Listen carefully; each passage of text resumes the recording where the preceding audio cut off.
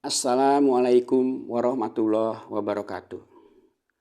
Kita lanjutkan pada bab 2 yang sebelumnya bab 1 telah diuraikan.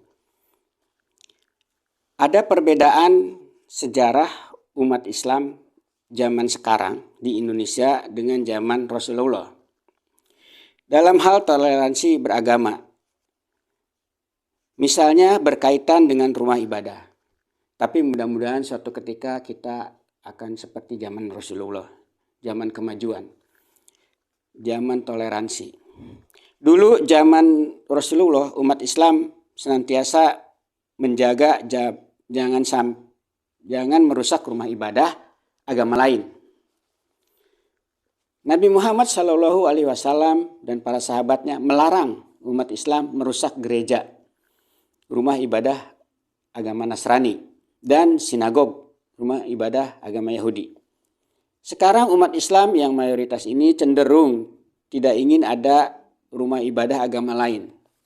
Bahkan para pemuka masyarakat menjadi pemimpin pengerusakan tempat ibadah. Nah ini, prasangka, iri dengki, dan mendominasi dalam hati. Lupa akan berbagai macam keindahan bermasyarakat. Misalnya kedamaian, kebersamaan, toleransi, dan lain-lain. Nah, pertanyaannya, mengapa umat Islam tidak mencontoh Nabi Muhammad SAW, pemimpin besar yang arif dan bijaksana? Apakah umat Islam lupa bahwa arti kata Islam itu adalah kedamaian? Perbedaan selain rumah ibadah adalah dalam hal pernikahan. Dulu seorang laki-laki dan seorang wanita boleh menikah dengan agama lain pada zaman Nabi. Sepanjang agama itu menyembah kepada Allah. Quran surat Al-Maidah ayat 5. Yang dilarang dalam Islam adalah dengan orang yang musyrik yang menyembah selain Allah. Al-Baqarah ayat 221. Jadi ada orang yang beriman dan ada orang yang tidak beriman. Kita jangan menikah pada orang yang tidak beriman. Dalam salah satu sejarah tercatat Nabi Muhammad menikah dengan wanita Nasrani bernama Maria dan wanita Yahudi bernama Sofia. Maka itu istri-istri Nabi disebutnya Ummahatul Mukminin, bukan Ummahatul Muslimin. Sedangkan sahabat Nabi yang menikah dengan orang selain Islam adalah Utsman bin Affan, Jabir bin Abdillah, Sa'ad bin Abi Waqqas, dan lain-lain menikah dengan perempuan Nasrani. Sedangkan yang menikah dengan perempuan Yahudi adalah Talhah bin Ubaidillah, Huzaifah bin Al-Yaman, dan lain-lain.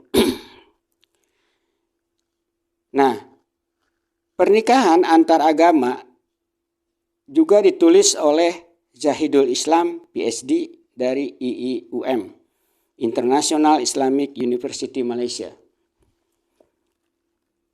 Dalam makalahnya berjudul Interfaith Marriage in Islam and Present Situation. Pernikahan antar keyakinan dalam Islam dan situasi sekarang. Dikatakan, in addition, the proponent of interfaith marriage also support their argument with the practice of our Prophet Muhammad SAW, who married to Maria al-Qibtiyah, a Christian.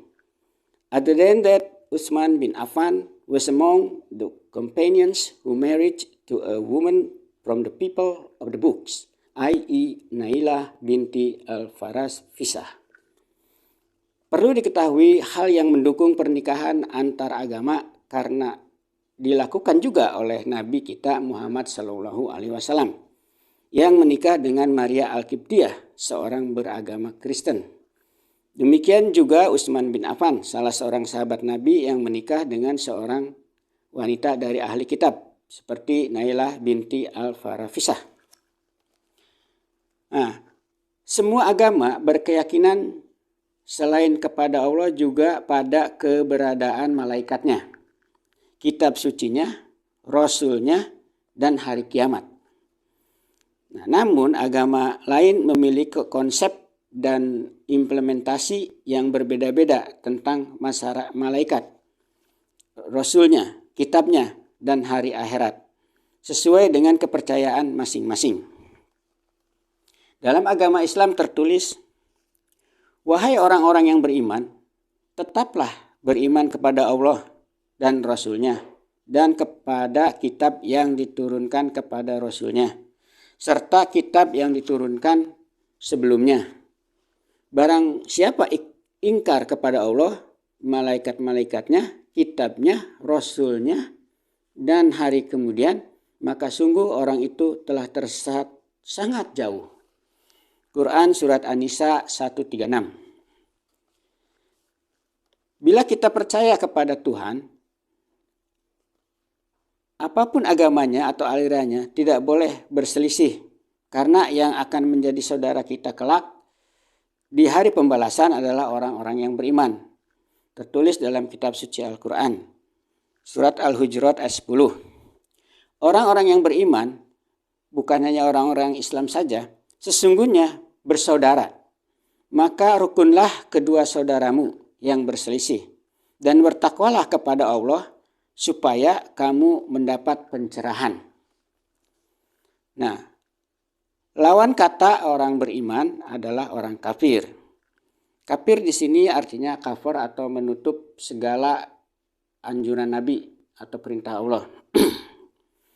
Antaranya adalah orang-orang musyrik dari kaum kafir Mekah.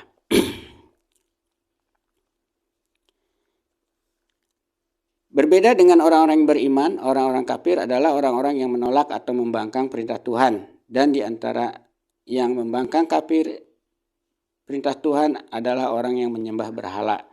Disebut juga sebagai orang-orang musyrik. Mereka tidak mau menyembah Allah.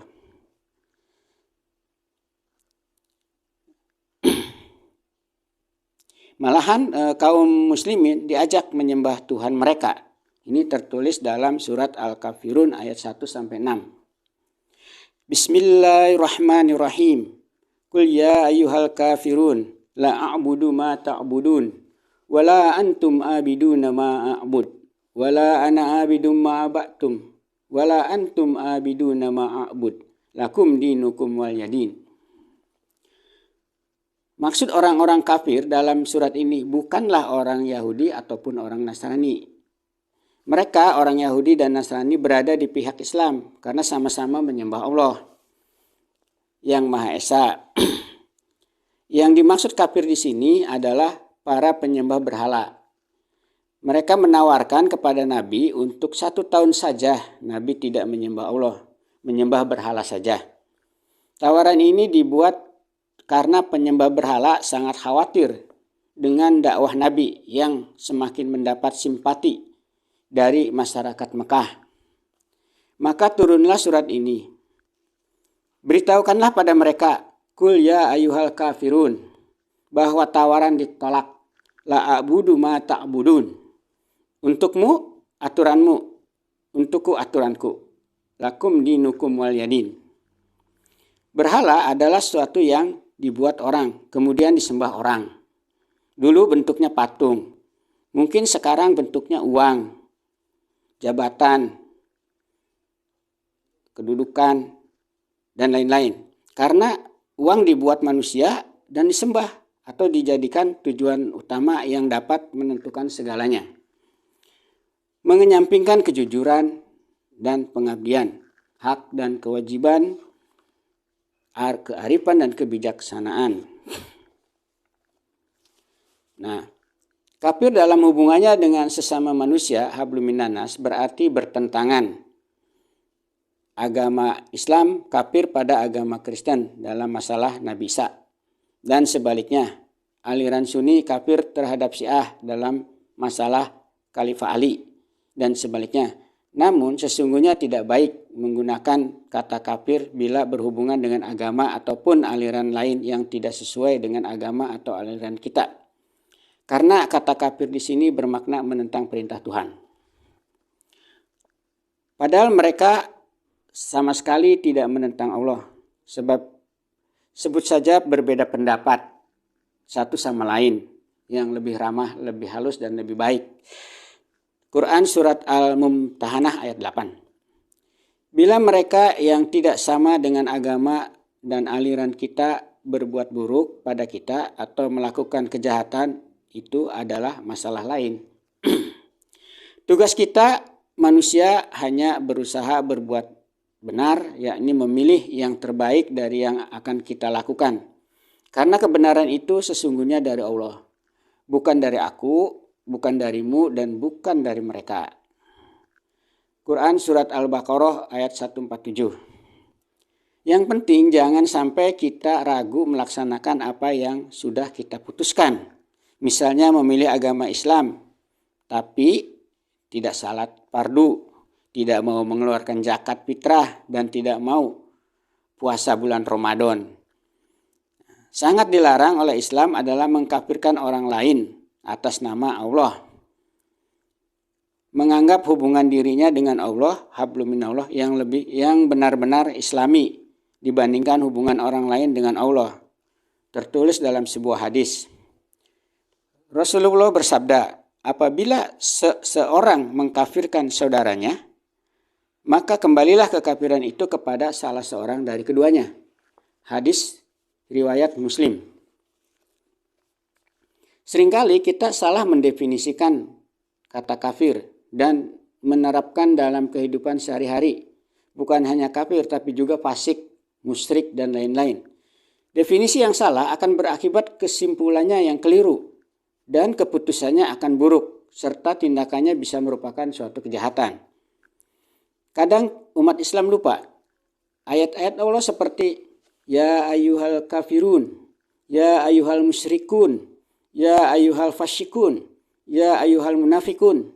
Tidak merasa ditujukan pada dirinya, tapi merasa ditujukan pada orang lain. Sedangkan kalau ya ayyuhal mu'minun baru merasa ditujukan pada dirinya, karena dirinya merasa sudah sebagai orang yang beriman. Nah, setiap manusia karena godaan setan akan terjerumus ke dalam kekafiran, kemusyrikan, dan kefasikan. Sehingga kita semua diseru oleh Allah, diseru oleh ayat-ayat Allah tersebut di atas untuk menghindarinya. Itulah maksudnya. Definisi kafir pada umumnya dalam kitab suci agama Islam adalah orang-orang yang menolak perintah Tuhan. Namun kafir selalu didefinisikan orang yang tidak beragama Islam sekarang ini. Sehingga bila ada seorang kiai misalnya yang menyelewengkan yang menyelewengkan dana santri misalnya, tidak merasa dirinya sebagai berbuat kafir, penyalahgunaan wewenang padahal masuk dalam kafir. Nah, murid-murid madrasah yang tidak menjaga kebersihan lingkungan seperti yang dianjurkan agama tidak merasa dirinya bagian dari perbuatan kafir karena kebersihan sebagian dari iman. Tapi ini oknum ya, pada umumnya tidak ada. Nah, sedangkan definisi munafik adalah yang dilihat dari luar penampilannya beriman tapi hatinya tidak beriman. Pada masa kerasulan, kata munafik banyak ditujukan kepada orang-orang yang sudah beragama Islam atau sudah beriman pada ajaran Rasulullah, tapi di luar pengetahuan Rasulullah mereka melakukan hal yang sebaliknya. Quran surat Al-Maidah ayat 52. Orang-orang munafik ini memberatkan perjuangan Rasul karena punya keinginan sendiri di luar keinginan Rasulullah. Demikian bab 2, nanti kita lanjutkan pada bab 3. Wassalamualaikum warahmatullahi wabarakatuh.